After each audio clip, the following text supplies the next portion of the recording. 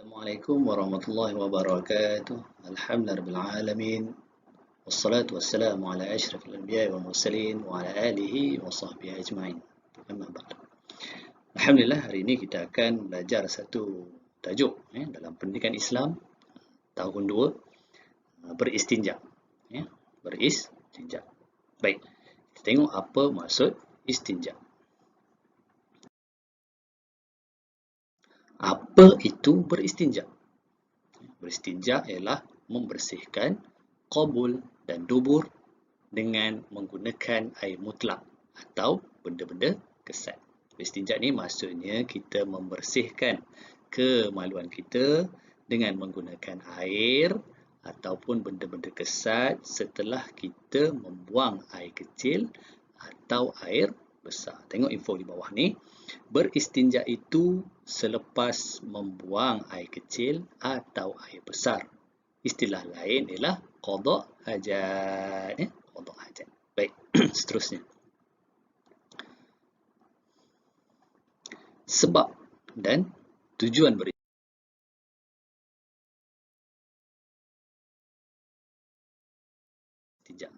Apakah sebab dan tujuan kita beristinja? Yang pertama, tujuannya adalah untuk kita menjaga kebersihan diri.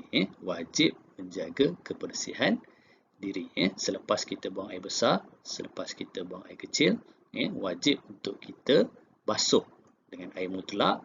Kalau tak ada air, kita gunakan benda-benda kesat. Supaya apa? Supaya diri kita sentiasa bersih. Yang kedua, mudah untuk kita melakukan ibadah. Jika kita bersih, jadi mudahlah untuk kita melakukan ibadah. Seperti apa? Seperti solat, membaca Quran. Jadi, kita nak mengerjakan ibadah ni, kita perlu bersih. Tak boleh kotor. Tak boleh lepas kita buang air besar, terus kita nak solat. Tak boleh. Kena bersihkan dulu. Kena istinja dulu. Kemudian berwuduk dan solat. Yang ketiga, menghindar daripada penyakit. Jika kita beristinja, dia boleh menghindarkan diri kita, menjauhkan diri kita, mengelakkan diri kita daripada penyakit. Jadi bila kita sakit, kita susah untuk nak beribadah. Tapi kalau kita sentiasa sihat, mudahlah untuk kita beribadah. Jadi sebab yang ketiga ataupun tujuan yang ketiga kita beristinja adalah untuk kita hindarkan diri kita daripada penyakit. Dan yang keempat, yang terakhir, untuk menghilangkan bau badan. Jadi selepas kita buang air besar, takkan kita tak nak basuh. Nanti dia akan berbau. Sebab kita tahu najis manusia ni dia berbau, bau busuk.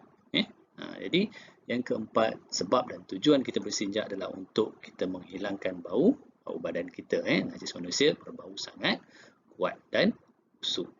Baik, seterusnya kita tengok apa. Baik, yang seterusnya alat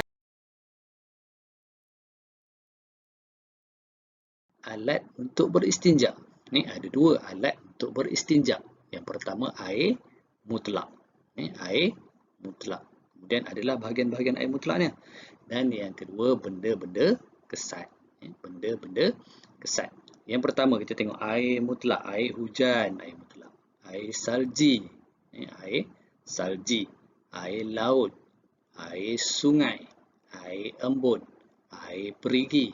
Air mata air. Semua air ini kita boleh gunakan untuk beristinja ataupun kita boleh gunakan untuk kita bersihkan diri kita selepas kita qada hajat. Begitu juga dengan benda-benda kesat kita boleh gunakan untuk kita beristinja.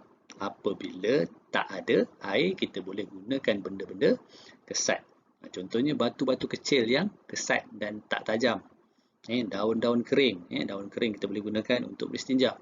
Tisu, biasanya kita tengok dalam toilet ada tisu. Kalau tak ada air, boleh guna tisu untuk beristinja. Kain, kertas, kulit kayu. Semua benda-benda ni, benda-benda kesat ni kita boleh gunakan untuk beristinja jika tidak ada air. Baik. Kemudian kita tengok ciri-ciri alat beristinja. Ini selain daripada air lah. Benda-benda tu mestilah kesat. Macam yang saya sebut tadi. Batu, kertas, tisu, tu semua benda-benda yang kesat. Tu ciri-ciri alat dia. Yang kedua, bukan benda yang dimuliakan. Kita tak boleh gunakan benda-benda yang kita muliakan. Kita gunakan makanan, kita gunakan roti untuk beristinja, tak boleh. Mesti guna benda-benda yang bukan dimuliakan lah. Baik. Kemudian yang ketiga, bersih dan suci. Benda tu mesti bersih. Kita tak boleh gunakan tulang contohnya. Kita gunakan tulang untuk beristinja. Walaupun kita dapati tulang tu dia kesat, tapi kita tak boleh gunakan tulang. Bukan benda kotor, darah, najis, kita tak boleh gunakan untuk beristinja. Yang keempat, semestinya dia boleh menghilangkan najis. Boleh menghilangkan najis. Bukan benda licin. Macam apa? Macam plastik. Plastik licin kan. Jadi kalau kita gunakan plastik, nak basuh selepas kita buang air besar, dia tak akan hilang. Sebab benda tu licin. Benda yang kita gunakan untuk istinja tu licin. Macam plastik, tak boleh. Kaca. Tambah-tambah kalau kaca tajam, nanti luka pula kan. Dan yang kelima, tidak memudaratkan. Seperti saya kata tadi, dia tidak tajam macam kaca. Kita gunakan tajam ataupun batu-batu yang tajam, tak boleh. Kita gunakan kalau batu, guna batu yang tumpul sahaja. Dan kesat. Itu ciri-ciri alat beristinja. Ada 5. Baik, seterusnya kita tengok. Kita tengok kepada syarat-syarat beristinja selain menggunakan air. Kalau kena air, kita tahu dah. Basuh sampai hilang bau, warna dan rasa. Kalau guna selain daripada air, yang pertama, najis tidak beralih dari tempat asal. Najis tu dia tidak beralih daripada tempat asal. Selepas kita buang air besar contohnya, najis tu dia tidak beralih ke tempat lain. Dia mesti duduk kat situ sahaja. Jadi kita boleh gunakan batu, kita sapu, kita kesat. Dan yang kedua, najis masih belum kering. Kalau dah kering, ni susah untuk kita beristinja menggunakan selain daripada air. Kalau kita nak gunakan, contoh kita nak gunakan kain, kalau najis dah kering, dia kan tak boleh. Dia tak boleh nak hilang.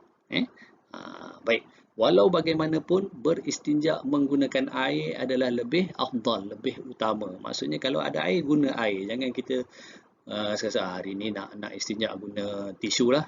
Kita tak guna air. Tak, Jadi beristinja menggunakan air ni lebih afdal, lebih utama.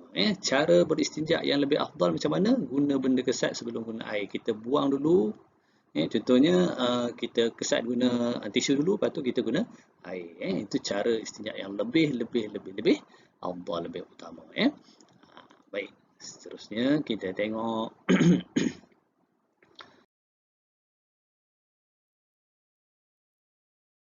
cara-cara beristinja selain air. Baik, tengok gambar ni, dia guna teddy bear.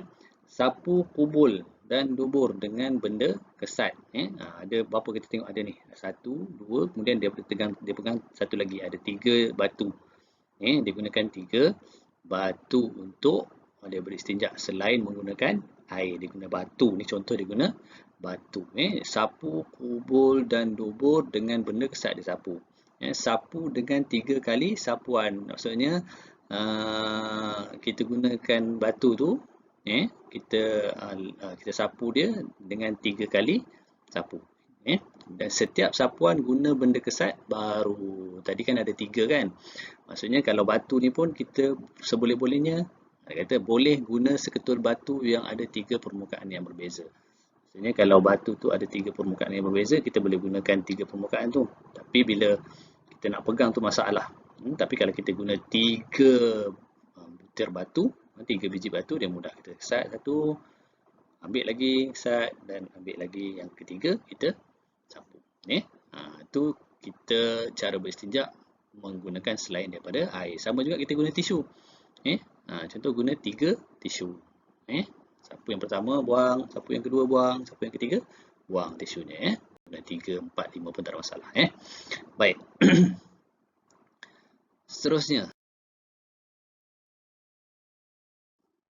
Apa pentingnya kita beristinja selain air? Kepentingan beristinja selain air, kita tahulah kalau ada air kita guna air saja, tapi kalau tak ada air kita guna selain daripada air tadilah, benda-benda kesat tadi. Kepentingan dia mudah didapati dan dicari, mudah didapati dan dicari. Batu, kita tengok dekat tanah kadang-kadang ada banyak batu. Tisu, pergi pasar raya beli tisu, macam itulah. Mudah didapati dan dicari. Dan yang kedua, sebagai pilihan selain air. Beristinja selain air ni kita gunakan benda-benda kesat tadi, dia sebagai pilihan jika tidak ada air. Beristinja boleh dengan air atau benda-benda kesat atau dengan keduanya, asalkan berusaha untuk membersihkan kekotoran selepas qada hajat. Boleh gunakan air, boleh gunakan benda-benda kesat, boleh gunakan kedua-duanya, asalkan kita berusaha untuk membersihkan kekotoran selepas kita qada hajat. Baik. Hikmah. Apa kebaikan kita beristinja? Yang pertama, ibadah kita diterima Allah Subhanahu wa Ta'ala. Kalau kita beristinja, kita bersih daripada najis tadi, daripada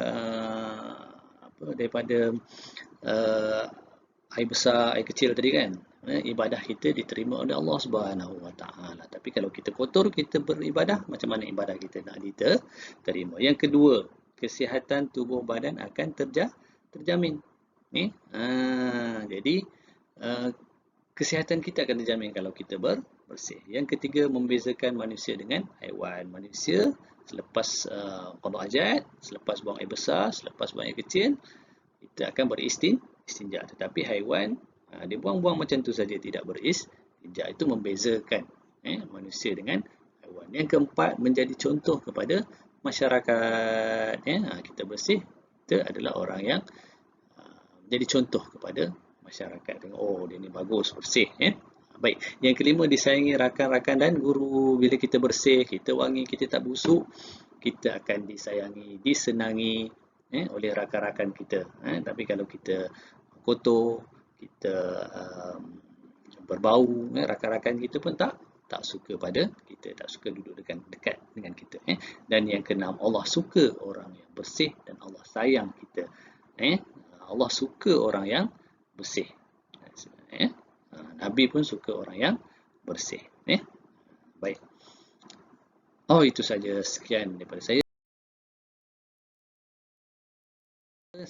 Terima kasih, semoga bermanfaat. Wabillahi taufiq wal hidayah. Assalamualaikum warahmatullahi wabarakatuh.